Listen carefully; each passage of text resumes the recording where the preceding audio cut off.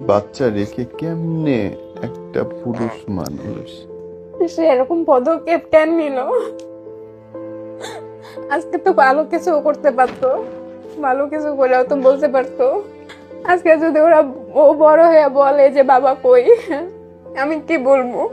আমারে ঘরে রেখে সে হিজলা গোবর সাথে গিয়া ভিডিও করতো, টিকটক করতো। এখন আমার কাছে ওইগুলো আছে। শারীরিকভাবে অক্ষম, এই জন্যে উনি থার্ড জেন্ডার বা হিজলা হন নাই। শারীরিক ভাবে অক্ষম না, তার দুটা বাচ্চা হয়েছে। তো সে যাওয়ার পরে একদিন তার মারে নাকি ফোন দেয়, ফোন দিয়া বলে যে আমি আমি মালয়েশিয়া যাইনি, আমি ইন্ডিয়াতে আসছি, আমি এখানে আসছি, আমি সার্জারি করাইছি। সার্জারি মানে সার্জারি মানে সে হিজলা হয়ে যাবে আর কি, পুরুষ থেকে মেয়ে হ্যাঁ হয়ে যাবে। হ্যাঁ হ্যাঁ হ্যাঁ। আর এটারও সাহায্য করতেছে তারা হিজলারা। এটা কল্পনাও করতে পারি নাই যে এত দূর পর্যন্ত সে যাইতে পারে, আমার এত সুন্দর দুইটা বাচ্চা রাখা। সারা জীবনে আপনি যত গল্প শুনেছেন এরকম গল্প একটাও শোনেননি। একজন বিবাহিত মানুষ, দুটো বাচ্চা আছে, তারপরে সেই পুরুষটা নিজের বউ, বাচ্চা, সংসার, দেশ সব ছেড়ে রেখে বিদেশে চলে গেছে হিজড়া হওয়ার জন্য। বিয়েটা কেমন করে হয়েছিল তোমাদের আপু? বিয়েটা আমার পারিবারিক ভাবে হয়েছিল, মানে 2020 সাল। তখন হ্যাঁ। আমি চাকরি করতাম টুইন টাওয়ারে, স্বপ্নরঙে চাকরি করতাম। জি। তো তখন হুট করে আমার একটা বিয়ের ঘর আসে, মানে এলাকার একজন কাকার সম্বন্ধে আর কি। সেক্ষেত্রে আসে, তো দেখতে চায় ছেলেটা, আমাকে দেখতে চায়, মানে ছবি দেখবে না, সে আমাকে সরাসরি দেখবে, মানে এরকম একটা ঘর আসে। তো হুট করে রাত্রে তখন 9টা 9:30 বাজে ছেলেটা আমাকে দেখতে আসে, 4-5 জন বন্ধু নিয়ে আর কি। আর যে ঘরটা আনে তাকে নিয়ে। তা আসা মতন সে আমাকে পছন্দ করে, দেখেই মানে পছন্দ করে। এরকম একটা বিষয় হয়ে দাঁড়ায় যে সে 1 সপ্তাহ সময় দিবে না, তখন পুরা লকডাউন। হুম। লকডাউন তখন সে সময় নেবে না, সে 1 সপ্তাহের মধ্যেই বিয়ে করবে। তো আমাকে দেখতে আসে বৃহস্পতিবার না যেন শুক্রবার, তো তারপরে শুক্রবার আমার বিয়ে হয় আর কি। তো মানে তার বাসায় যায়, আমার মামাতো ভাইয়া তাকে পছন্দ করে আর কি। আমার যে একদম আমার ফ্যামিলির যে গার্জিয়ান থাকে সে হলো আমার মামাতো ভাইয়া। হুম। তো সে তাকে দেখে পছন্দ করে। ওকে। তার ওদের ভালো থাকতে বাড়িতে যায়, থাকে। গ্রামের বাড়িতে যায়? না না না, গ্রামের বাড়িতে না, সে থাকতো মানিকনগর। আচ্ছা। মানিকনগরে থাকতো। তো সেখানে যায়, যাইয়া বিয়ের আগে দেখে যে ছেলেদের ঘর কেমন। তো দেখে আসে যে মোটামুটি ভালো। না, আমরা যে ছেলে কি পরিবেশে, করতো? ছেলে ড্রাইভারের চাকরি করতো, আচ্ছা। ভালো একটা কোম্পানিতে ড্রাইভারের চাকরি করতো। তো আমার ওই ভাইয়াও ড্রাইভার ছিল, গাজী কোম্পানিতে চাকরি করতো। সেক্ষেত্রে বলছে যে না, ছেলে ভালো, ছেলে চাকরি ভালো আর কি, দেওয়া যায় বিয়া। তো গেছে, সব কিছু দেখছে, দেখা পরে দেওয়া পছন্দ হয়েছে। তাও 1 সপ্তাহের মধ্যে আমার বিয়ে হয়ে যায়। তো কোন, তারা একদমই কোনো সময় দেয়নি আর কি বিয়েটার জন্য, মানে একদমই কোনো সময় নেয়নি, সাথে সাথে বিয়ের একটা তোড়জোড় হয়ে যায় আর কি। তো আমার বাবা তো রিক্সা চালাতো, আমার বাবা 2016 সালে মারা গেছে। আমার মা আছে, বড় বোন আছে। তো তাদের রেফারেন্সে বিয়ে হয়, কিন্তু এরকম তাদের কোনো কিছু চাওয়া থাকে না আর কি, যে আমরা কিছু নিব না, আমরা শুধু মেয়ে নিব আর কি, আমাদের কিছু চাওয়া নেই। তা আমার মা বলছে যে ঠিক আছে, আমিও তো ওরকম না, বা হুট করে এরকম বিয়েতে তো কিছু দেওয়া যায় না, ঠিক আছে আমি বিয়েটা দিই, পরে আমি আস্তে ধীরে কিছু দিব আর কি। তাদের গ্রামের বাড়ি থাকে দিনাজপুর। সেই ক্ষেত্রে আমাকে বিয়ে দেয়। দেওয়ার পরে আমার মা তেমন কিছু দিতে পারে না, দেয় না, শুধু ছেলেকে একটা আংটি দেয় আর কি, হাতের গিফট হিসাবে দেয়। তো বিয়ে করে নিয়ে যাওয়া হয় আমাকে। তো যাওয়ার পরে তার ফ্যামিলিতে আমি যাওয়ার পরে আমার মানে থাকাকালীন আমার খুব কথা শুনতে হইতো যে না চাইলে বেশি দিতে হয়। এই বিষয়টা নিয়ে তারা খুব নারাজ ছিল যে কিছু দেওয়া হয়নি। এই বিষয়টা হয়তো আমাকে সরাসরি বলতো না, কিন্তু তারা আশা রাখছিল যে না চাইলে বেশি দেওয়া হয় আর কি। অনেক কিছু ঘর, তাদের মানে তাদের দেশে যে নিয়মটা আর কি, একটা মেয়েকে বিয়ে দিলে মানে একদম হাঁড়ি পাতিল সবকিছু দিয়ে দেয় আর কি। সেই ক্ষেত্রে তারা ওরকমটাই আমাকে মনে করছিল। তা আমাদের তো ওরকম সময় দেওয়া হয় নাই, বা আমার ওরকম ফ্যামিলিতে ওরকম আর্থিক অবস্থা না যে অনেক কিছু দিতে পারবো। আপনি যখন বিয়ে হলো শুরু শুরু থেকে আপনার হাজবেন্ড ঠিক ছিল? হ্যাঁ, শুরুতে ঠিক ছিল। আমি আসতেছি কথায়। তখন ও কি করছে, আমরা চলতেছিল এরকম ওই যে পারিবারিক যে দেওয়া থোয়ার বিষয়টা নিয়ে অনেক ঝামেলা, এটা সেটা ছিল। তো একটা সময় ওর হুট করে চাকরিটা চলে যায়। আমার 1-1.5 মাসের মধ্যে বিয়ের পরে চাকরিটা চলে যায়। চলে যাওয়ার পরে সে তো বাসায়, সে তো ঘরেই। তো তার একটা মানে তার একটা বেস্ট ফ্রেন্ড ছিল একদম ছোটবেলা থেকে আর কি, একটা ছেলে ফ্রেন্ড ছিল, নাম আনোয়ার। তো তার সাথেই তার উঠা বসা আমি মানে যায়া দেখতাম আর কি। একদম ফ্যামিলির মতো ছিল আর কি ওই ছেলেটা, আসা যাওয়া সবকিছুর মতো মানে রাত্রেও থাকতো। অনেক সময় দেখা গেছে আমি আমার শাশুড়ির সাথে ননদের সাথে তাদের রুমে থাকতাম, আর ওই ছেলেটা তার সাথে থাকতো। ও মাই গড, এটা নিয়ে আপনার সন্দেহ লাগে নাই তখন? এটা নিয়ে সন্দেহ লাগে নাই। দেখা গেছে যে অনেক অজুহাত, যেমন হইলো গিয়া ঠিক আছে বাসায় যাইতে পারে নাই, ওদের বাসায় গেট তালা মারা, বা অনেক রাত করে বাইরে থেকে আসছে তার জন্য এখানে থাইকা যাইতেছে, এরকম একটা বিষয় ছিল আর কি। তো তার সাথে থাকতো, আমরা যে রুমে থাকতাম সেই রুমটাতে তারা থাকতো আর কি। আমি এটা নিয়ে কখনোই সন্দেহ করি না যে বেস্ট ফ্রেন্ড সমস্যায় পড়ছে থাকতো, এরকম একটা বিষয় ছিল। তা ওনার চাকরি তো চলে গেল, মানে আমার শাশুড়ি পেশায় একটু, মানে আমার শ্বশুর বেকার ছিল, তো আমার শ্বশুর মারা যায় অনেক আগে। আমার শ্বশুর একটু বেকার ধরনের ছিল, মানে কাজ করতে যেত না। তো আমার শাশুড়ি সংসারটা পুরাটা চালাইতো। সে অনেক কষ্ট করছে, তার জীবনে অনেক কষ্ট করছে। তো তখন কি করলো সে, আমি মানে একটু বুঝতাম আর কি আমার শাশুড়ির চলাফেরায় যে আমি আসছি, আমি একটা মানে অলক্ষী টাইপের, যার কারণে চাকরিটা চলে গেছে, মানে এরকম আমার মনে হতো আর কি তাদের ব্যবহারে। তো আমি বলছি যে ঠিক আছে, মনে মনে কষ্ট পাইতাম, কিন্তু তাও আমার হাজবেন্ড আমি বুঝাইতাম যে দেখেন এভাবে বসে না থেকে যে এরকম চাকরি পান আপনি ওরকম এটাই করেন। তো ওনার আবার একটা ছিল কি, কোম্পানির চাকরি ছাড়া করতে পারতো না, যে কোনো কাজই হোক কোম্পানির হতে হবে, এরকম ছিল। প্রাইভেট গাড়ি চালাইতে পারতো না। তো সে একটা ভালো চাকরির আশায় ছিল। তা আমি একটু ঘরে প্যারা দিই, আমার শাশুড়িও প্যারা দেয় যে একটা চাকরি ধরো, নতুন বউ ঘরে তো লাগে। তো তো ঠিক আছে, সে কি করলো জোড়াজুড়িতে মানে কোম্পানির একটা চাকরি নিল, কিন্তু স্যালারি কম। ওটা হলো মিরপুর, তার মানিকনগরের থেকে আইসা মিরপুরে ডিউটি করতে হয়। তো তার সকালবেলার সময়টা রাত্রে যাওয়াটা মেনটেন করতে পারতো না, অনেক লেট হয়ে যেত। তো কি করলো সে, ঠিক আছে এরকম করে চলতে থাকলো। আমি তার মধ্যে আমার ভাসুরের বিয়া দিনাজপুর আমাকে নিয়ে যাব, নতুন বউ আমি, তো নিয়ে যাব।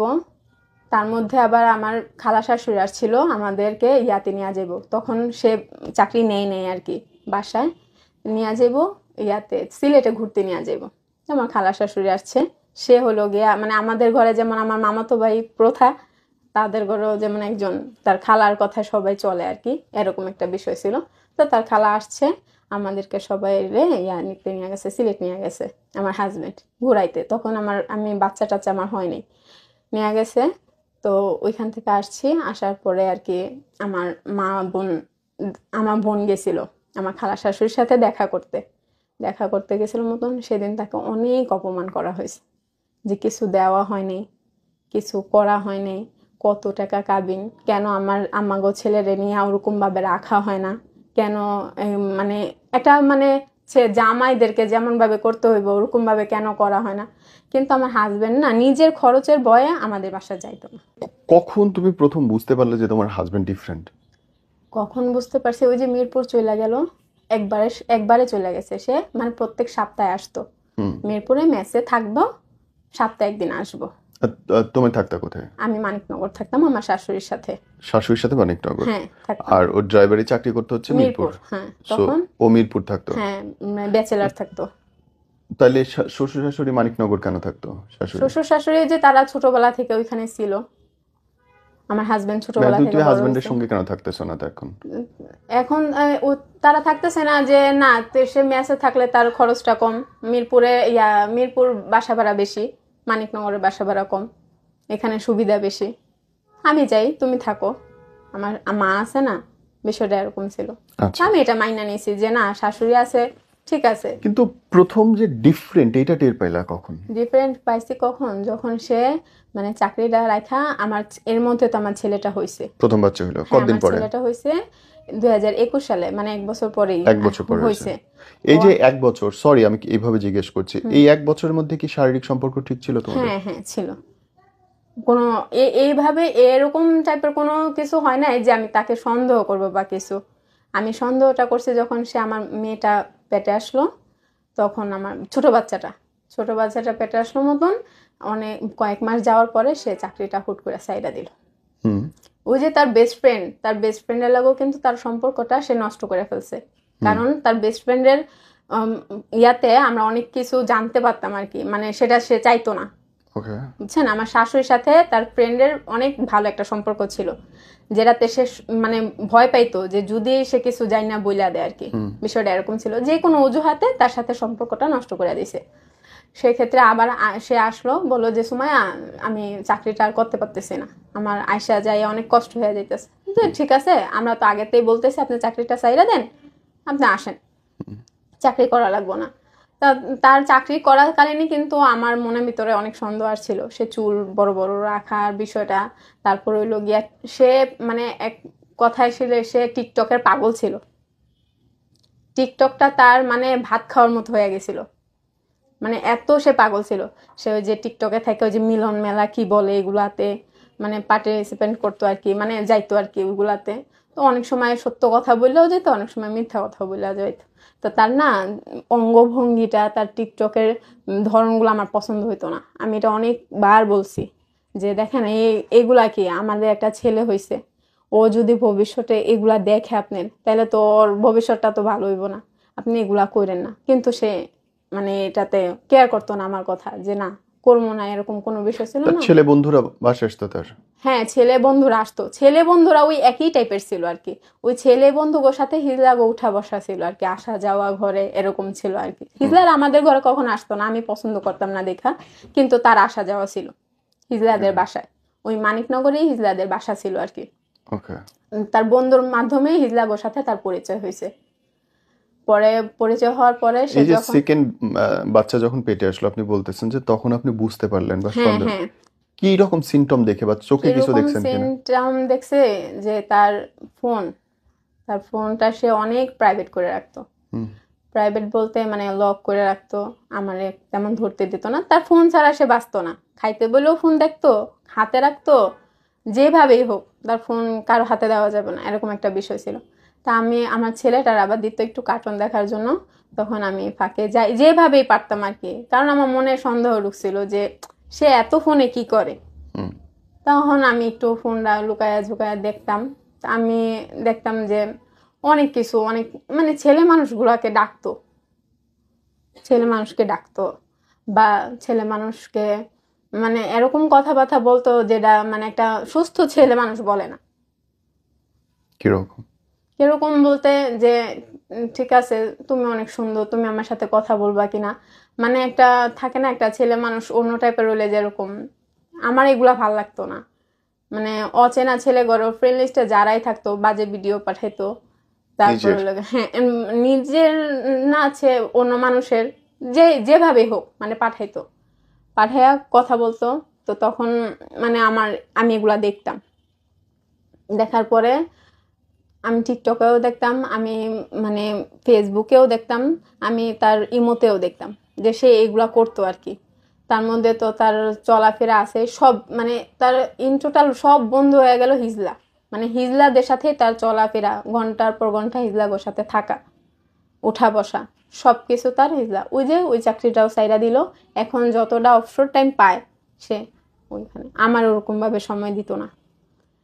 এর মধ্যে আপনার সঙ্গে শারীরিক সম্পর্ক বন্ধ? না, শারীরিক সম্পর্ক বলতে আমাদের মধ্যে যে হাজবেন্ড ওয়াইফ দেখা গেছে যে খুব কম। আর হইলো গিয়া যে একসাথে শুয়ে থাকলেও দেখা গেছে ও ওর ফোনে ইনভলভ ছিল বেশি। ও আমার সাথে তেমন কথা বলতেও পছন্দ করতো না, বা আমার সাথে ওরকম ভাবে মিশতেও যেত না। আপনার প্রতি তার কোনো আক্ষেপ ছিল বা কষ্ট ছিল? হ্যাঁ, আমার তার ছিল বলতে সে বলতো যে আমি রাগ হয়ে থাকতাম, বা কিন্তু আমি রাগ হয়ে থাকতাম তো ওই যে আমি ওইগুলা দেখতাম যেটা আমি নিতে পারতাম না। আমি কষ্ট পাইতাম যে আমি বউ ঘরে থাকাকালীন সে যদি আরেকটা ছেলের সাথে এরকম ভাবে কথা বলে, সে তো নিশ্চয়ই আমি তো এটা ভালোভাবে নিব না, তাই না? Right. তার মধ্যে সে ঘরে ঠিক মতো খরচ দিত না, এটা ছিল আমার মানে সবচেয়ে কষ্টের জায়গা। ঘরে ঠিক মতো খরচ দিত না, যেটা আমার শাশুড়ি বিধবা মানুষ হইয়াও অনেক কষ্ট করেও সে এটা খরচটা চালাইতে তার অনেক কষ্ট হইতো ঘরে। তো সে দিত না। তো এটা নিয়ে আমার শাশুড়ির মধ্যে আমার একটা মন মালিন্য হইতো। এটা তো স্বাভাবিক, সে বলতো হয়তো আমার পছন্দ হইতো না বা আমি এভাবে নিতে পারতাম না। আমি তার অনেকভাবে বুঝাইতাম যে দেখেন আমি, আপনার মা তো বয়স হয়েছে, আপনি কিভাবে এরকম করে পারেন, আপনি কিছু একটা করেন। তো সেক্ষেত্রে সে আবার আরেকটা চাকরি নিল, কি ওই যে ভাড়ায়, ভাইরা প্রাইভেট কার চালায়, ওরকম একটা চাকরি নিল। নেওয়ার পরে তো চলতেছে। ওই ওই মানে সে যদি 2 দিন কাজ করে, সে 3 দিন ওই হিজলাগোর সাথেই থাকে। আর এটা আমার শাশুড়ি টের পাইছে, আমিও টের পাইছি। আমি বলছি, আমরা কথোপকথনও করছি দুজনের সাথে যে দেখেন মা, আমার কিন্তু এগুলা পছন্দ না। কিন্তু আমার শাশুড়ি বলছে ঠিক আছে, আমি ওর সাথে কথা বলবো। কিন্তু আমার শাশুড়ির কথা সে পাত্তা দিত না, সে মানতো না। আর বড় আমার হয়ে গেলে আসলে কেউ কারো কথা শুনে না। মানে না, এটাই তো স্বাভাবিক।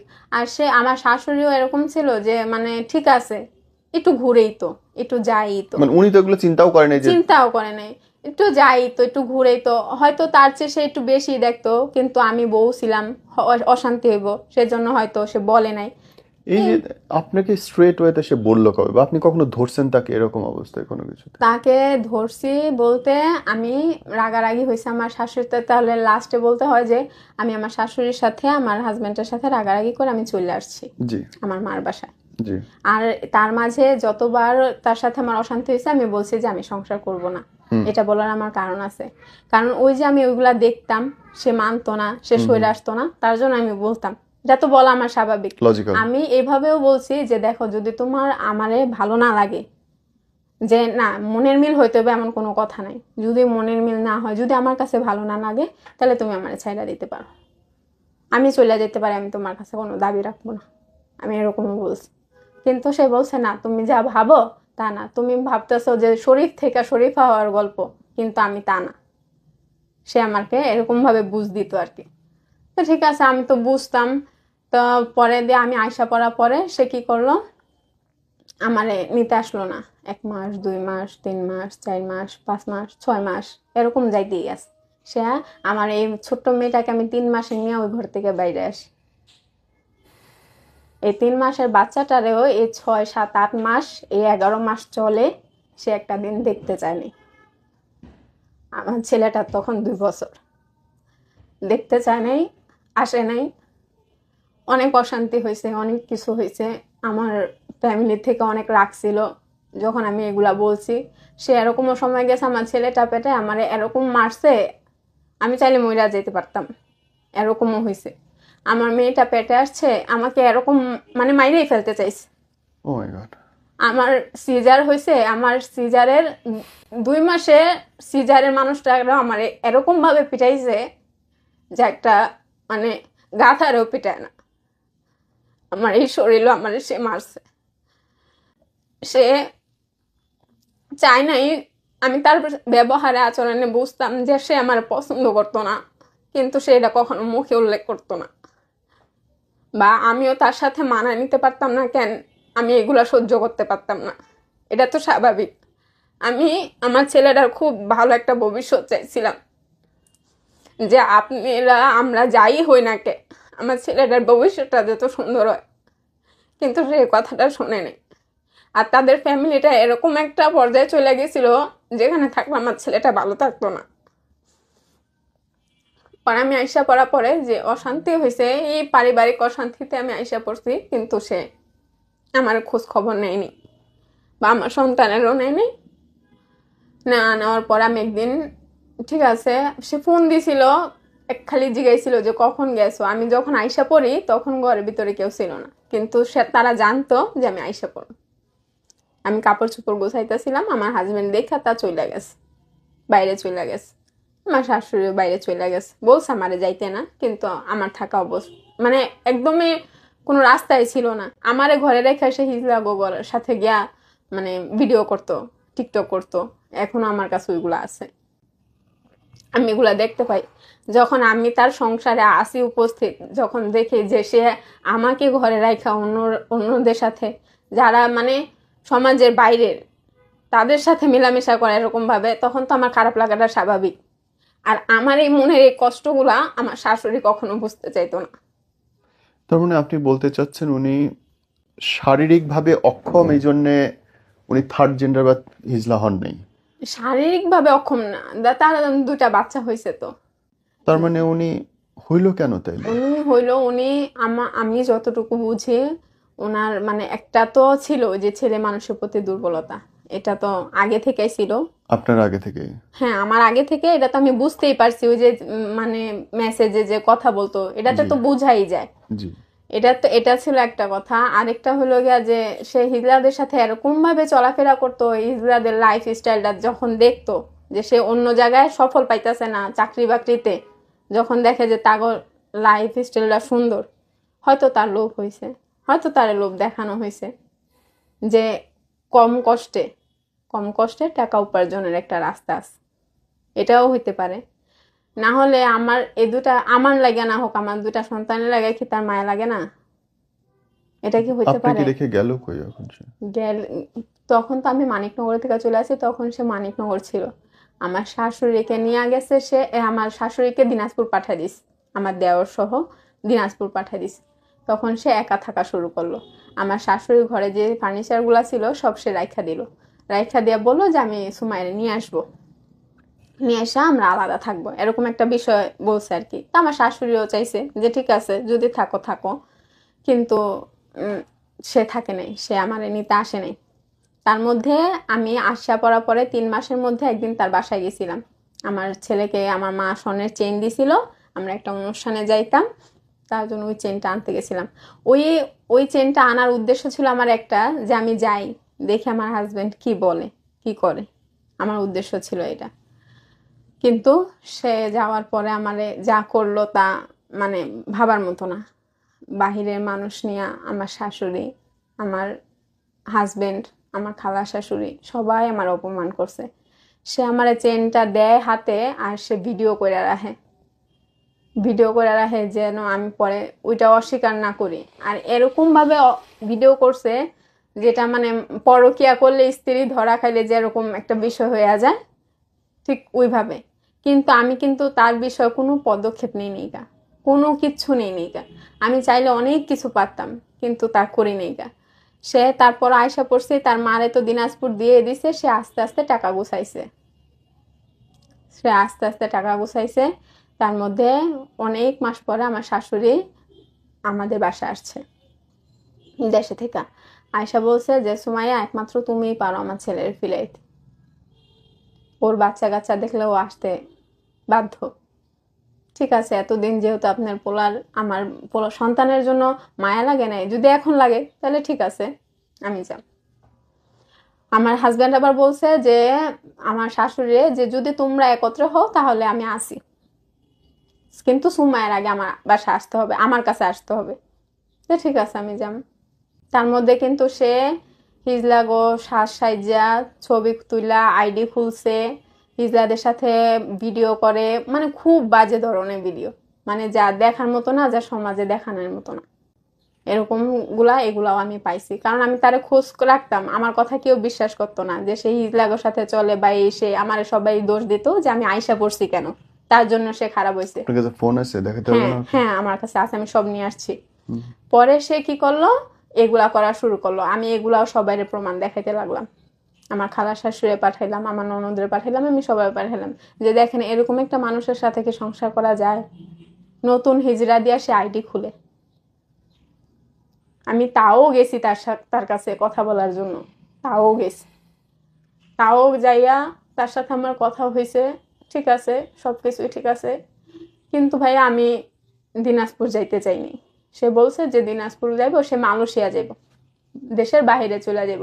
আমি এটা মাঝখানে একবার বলছিলাম যে আপনি ঠিক আছে হিজলাগোর সাথে, আমি এটা আমার মনের কথা আর কি, হিজলাগোর সাথে যেহেতু এত মিলামেশা হয়ে যাইতেছে সে বাহিরে চলে যাও, আমি এই বুদ্ধিটা দিয়েছিলাম, কিন্তু সে নেয় নেই তখন। পরে আমি যখন আয়সা পড়লাম তখন নাকি সে বুদ্ধি করছে যে সে মালয়েশিয়া চলে যাবে। ঠিক আছে, আমি তো খুব খুশি যে মালয়েশিয়া চলে গেলে তার এই চলাফেরাটা বন্ধ হয়ে যাইব। তারপর কি করলাম, আমি গেলাম তার সাথে কথা বললাম, কিন্তু সে আমার সাথে যোগাযোগও করলো কয়েকদিন, প্রায় 1 সপ্তাহ পর্যন্ত তার সাথে আমার ভিডিও কলে কথা হয়, যোগাযোগ করে, কিন্তু সে আসে না। সে তার মারে কথা দিছিল যে যদি সুমাইয়া আসে তাহলে আমি যাব ওদের বাসায়। এত কিছু পরে তো আমার মা বোন আমাকে এমনি দিয়া দিব না, দিয়া দিব না। সেক্ষেত্রে সে কি করে, বলে যে আমি আসমু, কিন্তু আসে না। সে চুল এত বড় বড় রাখে, তাহলে চুল কাটতে বলি সে কাটে না, বলে যে না, যে আবার বিদেশ যাওয়ার পরে এরকম একটা বিষয় অজুহাত দেয় আর কি। আমার 2টা পোলাপাইনের সাথে কথা বলে, এ কথা বলাকালীন 2জনের 2 দিন 1900 টাকা দেয়, এই মানে 8-9 মাসের মধ্যে 1900 টাকা দেয়। খরচ হিসাবে এমনি দেয়, মাইয়া দুধ কেনার জন্য দেয়। তো ঠিক আছে দেয়, তার লগে কথা হয়। একদিন আমি বলতেছি কি দিনাজপুর যাম, বিদেশ যাওয়ার আগে মার সাথে দেখা করে আস। তো ভালো কথা, যান। কয় তুমি চলো। আমি কইছি না, আমি এখন যাবো না, কারণ এখন গেলে বিষয়টা অন্যরকম হয়ে যাবো। কি আমার শাশুড়িরে আমি মানে ওরকম ভাবে বিশ্বাস করতে পারি না। সে আছে আমার আটকাই দিব বা আমার সন্তানরা আটকাই দিব, যার কারণে আমার থাইকা যেতে হইব। কিন্তু আমি এমনি গেলে তো আমার হাজবেন্ডের কোনো ভয় ঢুকলো না, কিছু হইলো না। সেক্ষেত্রে আমি এইভাবে যাবো না, আমার গার্জিয়ান তো এটা মেনে নিব না। আমি যাবো না। কয় ঠিক আছে, আমি আয়াত্রে নিয়ে যাবো, মানে আমার ছেলেরে নিয়ে যাবো। ঠিক আছে যান। ঠিক আছে, আমার শাশুড়ির সাথেও কথা হয়, তার সাথেও কথা হয়। হুট করে একদিন আমি বলি কি আপনাদের তো যাইবেনি, তো যাওয়ার আগের দিন আইসেন আমাদের বাসায়। আসলে কি হইব, আপনি একটা রাত আমার মেয়েটার সাথে সময় কাটাই গেলেন, সকালবেলা আমার ছেলেরে নিয়ে আপনি চলে গেলেন। আমি তো খারাপ বলিনি। আমি বলছি সকালবেলা চলে যান। কয় ঠিক আছে, আমি আসবো। আমি ওই অপেক্ষায় আছি। সে একদিন আমারে বলতেছে, সুমাইয়া তোমার হাতের অনেকদিন রান্না খাই না। তা আমি আমার মারে দেওয়া গরু গোস্ত আইনা রাখছি, এটা সেটা আইনা রাখছি যে আমি তারা রান্না করে খাও। সে আসে না। সে ফোন দিয়া বলে যে আয়াত্রে রেডি করাই দাও, আমি আয়াত্রে নিয়ে যাবো, মানে রাস্তা থেকে নিয়ে যাবো আর কি, নিয়ে যাবো। আমি আমার খালার বাসায় রাত্রে থাকবো, সকালবেলা আয়াত্রে নিয়ে আমি দিনাজপুর চলে যাবো, আমি শ্যামলি থাকবো খালার বাসায়। তখন কি আমার কষ্ট লাগে না যে আজকে 8-9 মাস হয়ে গেল সে আমারে সারা। আর তার আমি একটা রাত আমার সন্তানদের সাথে সে আসতো, আমার গার্জেনের সাথে কথা বলতো।